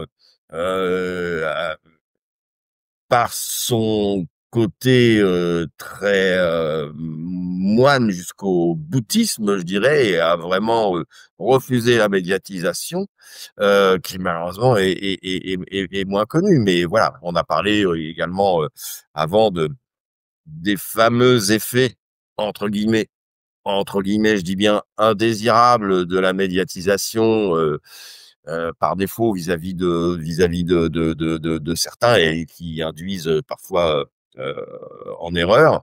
Mais Grotowski reste la deuxième grande méthode mondiale fondamentale. Yes. Est-ce que le théâtre est pour toi une voie de liberté, de guérison ou de résistance? Alors de liberté, ça c'est sûr et certain. Lorsque tu m'as demandé les trois mots en question, hein, la liberté était le premier. Liberté, ça c'est certain. Ensuite de guérison, alors là je dirais non. Non, non, non. Il y a certaines personnes qui peuvent avoir parfois être un peu en difficulté émotionnelle ou psychologique ou avec une vie pas évidente, etc. Qu'effectivement l'art dramatique va pouvoir les aider un petit peu, mais c'est à double tranchant, c'est-à-dire que les gens qui viennent dans la sphère de l'art dramatique en espérant que ça soit l'art dramatique qui traite leur pathologie. Et en plus, généralement, c'est très dangereux parce qu'on touche quand même D'accord, à des phénomènes émotionnels puissants. On remonte, on descend même plutôt dans les profondeurs émotionnelles et psychologiques. Guérir, non, faut pas le concevoir comme ça. Et le troisième mot, c'était le troisième mot, c'est résistance. résistance. Alors bon, j'entends bien le sous-entendu, c'est-à-dire bon, on est artiste, alors on a toujours envie un peu de se mêler à la politique, voilà. Mais moi, je laisse ça à ceux que ça chante, je dirais. Pas dans ce sens-là. Voilà. Ce serait ce mot-là, résistance, c'est pas dans ce sens, là. Ouais, C'est plus par rapport à ce que tu m'as parlé parce que tu sais, hier, quand je t'avais posé, la question, quel personnage était toi le plus difficile? Et tu ouais, m'as dit que je t'avais pas répondu la bonne réponse. Tu m'as répondu Titus, ouais. et donc la résistance, c'est par rapport à ce personnage ou peut-être un autre en termes de résistance. Alors, c'est-à-dire tu veux dire par là, entre guillemets, «la force qu'il faudrait avoir pour». Bah, la force et puis, la résistance de pouvoir, exprimer, de manière, tu vois, vraiment, Ah, rentrer vraiment dans le personnage complètement. ouais, ouais. C'est ça surtout la ré par rapport à ça. Oui, d'accord. Ah oui, oui, bah, ça, c'est là, tu parles de tout, l'engagement, C'est ça. dans le personnage et notamment là, pour le coup, beaucoup plus, au théâtre, qu'au cinéma, bien sûr. Parce que, au cinéma, bon, généralement, les prises sont assez courtes. C'est très rare d'avoir des plans séquences, assez longs et cetera. Donc bon, l'engagement, l'énergie est comme ça, donné d'un seul coup, puis c'est assez court. Alors que quand on est tous les soirs au théâtre, là, évidemment, effectivement, il y a une certaine résistance, émotionnelle, mentale, physique à avoir. Il faut être en très bonne forme, bien entendu, parce que bah, tous les soirs, l'ouvrage est remis en cause, hein. Ouais, Donc c'est effectivement, et d'ailleurs, faut pas dire n'importe quoi non plus. C'est-à-dire que il y a des soirs, on est moins bon que d'autres, hein. Il y a des soirs, bah, il y a des jours, on a moins la pêche que la veille, etc. Alors bon, on a des techniques un peu pour évidemment, se rebooster. Mais voilà, et c'est pour ça que, pour ma part, moi, j'adore le cinéma, bien évidemment, mais le challenge d'être tous les soirs sur scène, ça, c'est quelque chose de ouais, puis surtout, très, très fort. ce qui est intéressant, et ça c'est Sandra Maldi qui me l'avait expliqué, c'est que quand, elle a faut pas que je rentre trop dans le détail pour, parce que sinon je vais, mordre à l'hameçon, pour que les gens, à la dernière question, j'ai pas trop envie que les gens le sachent. Mais au théâtre, tu peux pas te planter parce que tu es devant un public. Au cinéma, tu peux te planter, tu peux refaire des prises plusieurs fois, sauf que là, tu es face devant le public, tu peux pas, c'est compliqué. Bien sûr, c'est du sans filet, hein, C'est ça. voilà, une pièce, bien montée, vraiment dans le cadre professionnel, normalement, il y a aucune erreur du début à la fin, quoi, hein. Il y a même pas un acteur ou un comédien qui va avoir, un problème qui va bafouiller ou quoi, ça n'existe pas. Alors bien sûr que oui, après ça existe, c'est-à-dire que le trou de mémoire, il peut arriver même quand on connaît son test, qu'on l'a répété 100 ou 200 fois, le trou de mémoire, il peut arriver, le bafouillage, il peut arriver, le problème du décor à un moment, quelque chose, une porte de placard qui est mal fixée, qui se décroche, un problème de lumière, la lumière qui s'éteint, ça m'est arrivé une fois, le noir, voilà, qui était panne de courant, quoi.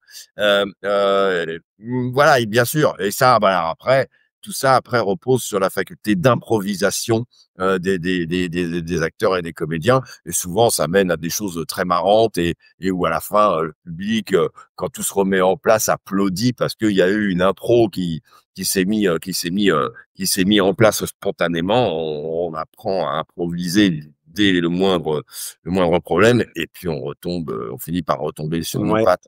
Voilà. Mais donc voilà. Mais c'est ça qui est. Et d'ailleurs, on a l'exemple notamment de La Cage aux folles, écrit par Jean Poiret et joué à l'époque de Michel Serrault et Jean Poiret. Et d'ailleurs, tiens, des années plus tard, Christian Clavier et Didier Bourdon l'ont repris. Je l'étais allé le voir au théâtre de la Porte-Saint-Martin et c'était très très bien aussi. Mais à l'époque de Serrault et Clavier, la pièce n'en finissait plus. Elle était donnée pour un peu moins de 2 heures, etc. La pièce pouvait donner 2 heures et demie. Ils se provoquaient en improvisation mutuellement et ils savaient plus où ils allaient. Et ils jouaient à ça, quoi. Ils jouaient sur le fil, quoi, comme des funambules. Ils jouaient avec le feu, hein. Et c'était une joute d'improvisation. Et C'est voilà, intéressant. c'est ça qu'on peut Ouais. aussi s'amuser à faire au théâtre. Alors, au cinéma, évidemment, c'est pas possible. C'est un peu compliqué, tout à fait, ouais. Si tu devais résumer l'essence du théâtre en une seule phrase, laquelle serait-elle? C'est Ah bon? compliqué, hein? Ouais, on peut dire plus c'est difficile de choisir une phrase, mais je dirais que elle est pas de moi d'ailleurs, elle est de Laurent Terzieff. C'est avant tout, je pense, la dernière aventure collective. Ah, une belle c'est elle est pas mal. Oui, elle est pas de moi, encore une fois, elle est pas de Bah moi, elle oui, est de monsieur Terzieff et qui l'avait déclaré d'ailleurs lors de la cérémonie, dans son discours lors de la cérémonie, des Molières, 1993 et on en a souvent reparlé lorsque j'avais après mes rencontres avec lui et c'est effectivement la dernière vraie aventure collective. Ouais. yes. Parce que tout Ouais, le monde alors il y en a d'autres, hein, on va me dire, sur un grand voilier, il faut une équipe et c'est une aventure, collective aussi bien sûr, hein, voilà. Mais c'est vrai que l'engagement au théâtre, voilà, il faut éviter tout cabotinage de certains acteurs ou comédiens. On doit tous aller dans le même sens au service d'une mmh, histoire, au service d'une émotion, pour le public et cetera. C'est une aventure collective complète, corporelle, imaginaire, intellectuelle, émotionnelle, voilà. Donc, voilà yes. et quand tout va bien, ça dure longtemps, normalement. Voilà. Alors, avant-dernière question, comment vois-tu l'avenir de l'espace du songe dans les prochaines années? Bah, j'ai pas de boule de cristal, mais enfin, ce que je constate, depuis, l'ouverture en ligne, parce que l'espace du songe existe donc depuis 2006. Voilà, hein, à l'époque où j'étais en Guyane et où je pratiquais en présentiel et en ligne donc depuis, un peu plus de 5 ans et demi, maintenant. En fait, ça ne fait que prendre de l'ampleur. Donc voilà, je rencontre de plus en plus de gens importants, de gens intéressants, notamment chez les agents, les directeurs de casting, des gens très, très connus qui sont dans le métier depuis 50 ans. J'en ai parlé, un peu en amont également, Dimi de Delphes, qui est quelqu'un d'extraordinaire que j'ai rencontré il y a pas si longtemps que ça, il y a un peu moins d'un an et voilà, on s'est retrouvé vraiment exactement sur la même longueur d'onde, qui va faire donc, cette conférence, début octobre, sur son travail avec Nicholson, De Niro et Grotowski. Donc, ça ne fait que prendre de l'ampleur. Donc, voilà, j'espère que ça va continuer sur cette lancée. En tout cas, j'y travaille beaucoup. Faut savoir que depuis 5 ans et demi, il y a un peu plus de 80 élèves qui sont passés par l'espace du songe. Tous les services, démarchage, communication, assistance à la création fonctionnent à bloc. Et puis et puis euh, et puis voilà, donc actuellement, actuellement j'ai 17 élèves à raison de 3 heures de cours pour chacun par semaine. Je vous laisse faire le calcul d'heures de visio que je fais par semaine. Je fais plus de 40 heures de visio par semaine, plus le travail que j'ai à traiter sur les services périphériques. Donc, et en réalité, et c'est pas une blague, j'y suis du lundi au dimanche non-stop, quoi. Voilà, et je prends une demi-journée de temps en temps par-ci par-là, etc. Bon, c'est l'avantage, mais j'ai pas l'impression de travailler, moi. C'est ma passion et voilà. Et des fois, même quand je sors un petit peu, je vais me mettre à une terrasse de café, ou je me fais un petit resto, etc. Au bout d'un moment, je me dis bon, faut que j'y retourne, hein. Bon, voilà. Je te souhaite que le meilleur pour le Merci rebondis.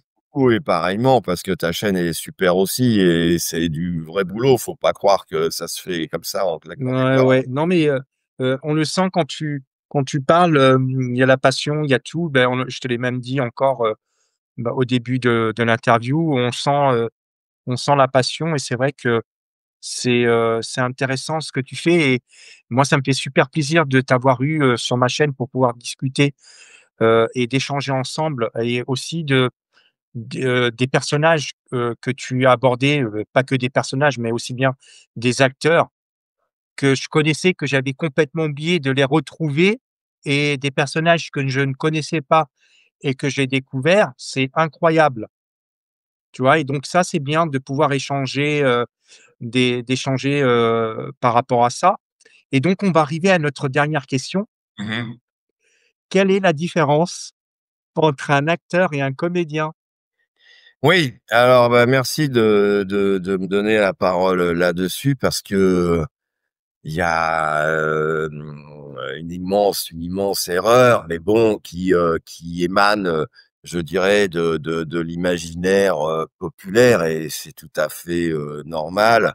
Alors c'est normal dans l'imaginaire populaire, c'est un petit peu moins normal quand ça devient de jeunes acteurs ou actrices, comédiens ou comédiennes, donc justement qui démarrent et qui sont complètement dans l'erreur par rapport à ça. C'est-à-dire que dans l'imaginaire collectif, voilà, un acteur, c'est au cinéma et un comédien, c'est au théâtre. Bon, c'est absolument faux. Voilà.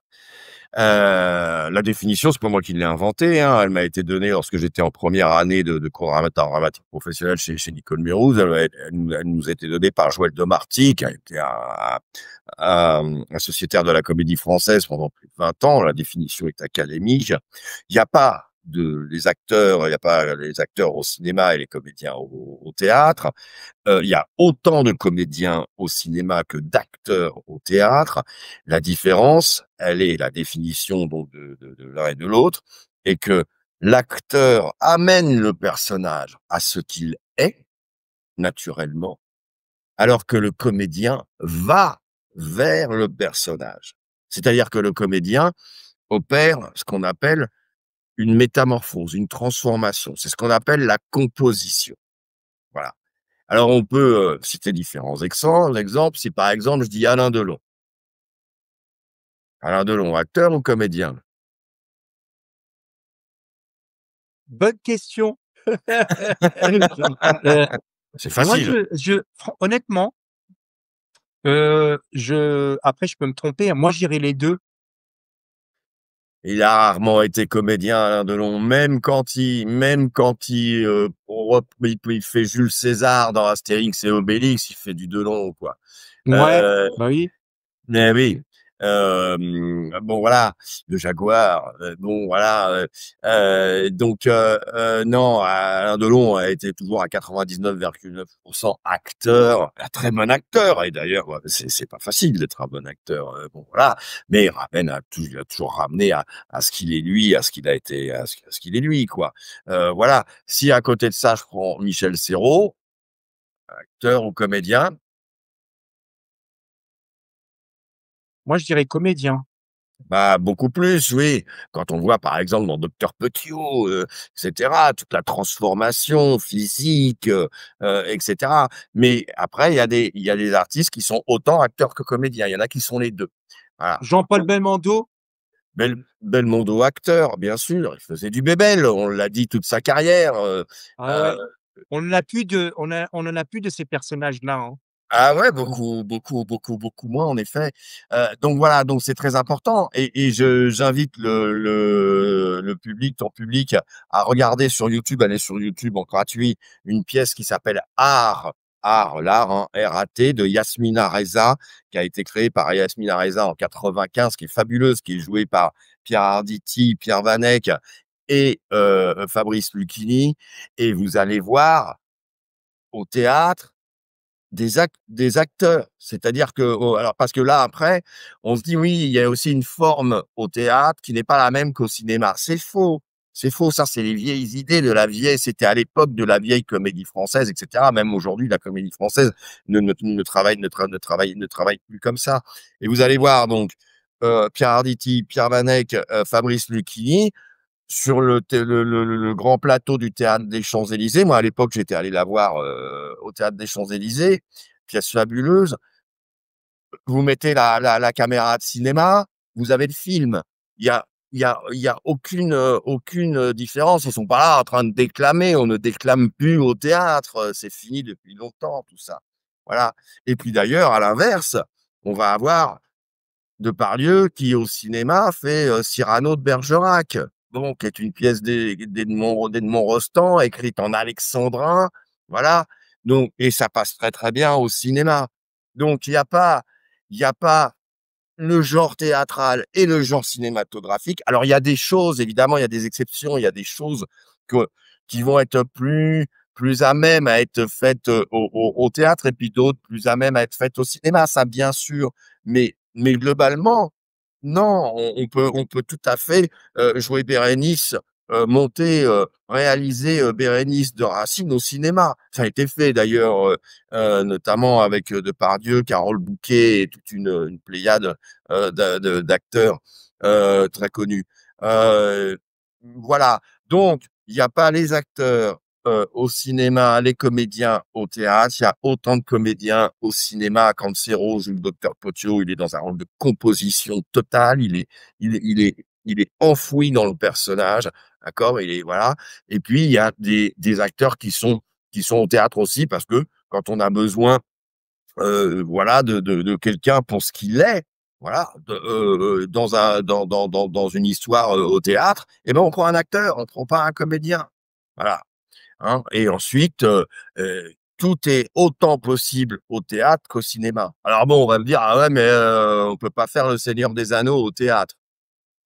Oui, c'est sûr, ça devient plus compliqué et encore quoique, faudrait y réfléchir.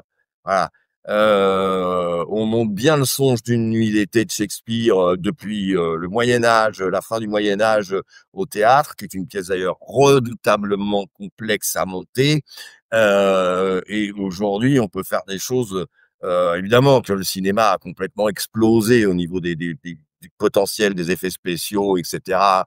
Voilà, mais au théâtre, on peut faire beaucoup de choses, c'est ce qu'on appelle la scénographie et qui peuvent parfois même être plus jolies dans la symbolique et dans le langage, scénographique, qu'au cinéma. Enfin, de toute façon, quand le metteur en scène au théâtre ou le réalisateur au cinéma, quand ils sont bons, les 2 deviennent magnifiques et très jolis. Voilà, mais voilà, il y a pas, un mur entre le théâtre et le cinéma et heu et puis, il y aurait des acteurs uniquement au cinéma et des comédiens au théâtre, ça n'a aucun sens, ça ne veut rien dire. Voilà. Yes! Eh ben, écoute, on va arriver à un terme à cet, entretien. À mes invités, je leur laisse le mot de la fin, donc je te laisse le mot de la fin. Eh bien, le mot de la fin, je dirais, merci à toi déjà, voilà pour cette super invitation. Merci à vous tous, qui avez écouté, jusqu'au bout, voilà, notre échange. Et puis, bah, l'email, le lien de ma chaîne YouTube, le lien de mon site, de l'Espace du Songe, tout ça est en description. Contactez-moi parce que là, on a fait peut-être 1 heure et demie, peut-être un peu plus. Mais si vous venez au sein de l'espace du songe pour prendre des cours ou pour les services périphériques, etc., pour votre démarchage, votre communication, etc., là, vous verrez que on peut en parler des nuits et que, bah voilà, ça approfondit, ça va approfondir réellement vos connaissances et votre expérience et votre pratique dans le métier pour arriver au sein du milieu professionnel, comme quelqu'un qui, voilà, qui a, de vraies connaissances, heu, sur notre, magnifique métier. Voilà. Yes, même les personnes, ça pourrait les intéresser, ne serait-ce que pour découvrir. Oui! Ah mais de toute manière, moi j'invite, les personnes à me Tout à fait. contacter. Même sans aucun engagement, hein, je veux dire, il y a toujours une première C'est visioconférence s qui mmh, dure généralement 1 heure à peu près et où là qui est totalement gratuite évidemment. Ils peuvent même assister à un cours en visioconférence pour voir comment ça se passe, donc gratuitement et puis, voilà et on ouvre la discussion, ils voient les choses en pratique et puis à partir de là, yes, si ça leur plaît et ben, c'est parti. Voilà. voilà, donc ça sera tous les liens seront en description en dessous de la vidéo. Donc merci beaucoup Franck pour ce voyage à travers ton parcours, tes Merci à toi. rencontres et ta philosophie de l'art dramatique. Ce qui ressort de cette, conversation, c'est à la fois ton amour viscéral pour le théâtre et ta volonté de le rendre accessible au plus grand nombre, notamment grâce à l'espace du songe. On retiendra aussi cette, distinction essentielle que tu fais entre l'acteur et le comédien et cette conviction que le théâtre reste un lieu de liberté et de transformation. Le Je cinéma vous aussi invite d'ailleurs, hein. Le cinéma aussi. oui, je vous invite toutes et tous à découvrir son travail et ses formations en ligne et à continuer de faire vivre l'esprit du théâtre sur une scène comme dans la vie. À très bientôt pour une nouvelle rencontre inspirante. Merci beaucoup. Merci, merci à tous. Au revoir.